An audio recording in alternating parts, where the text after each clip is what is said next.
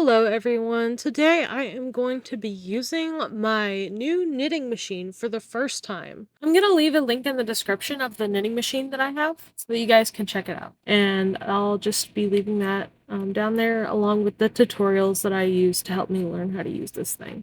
I will be watching those videos in the background on my laptop to try to figure things out, but once I get the hang of it, everything was pretty smooth sailing even though I did mess up a little bit here in the beginning.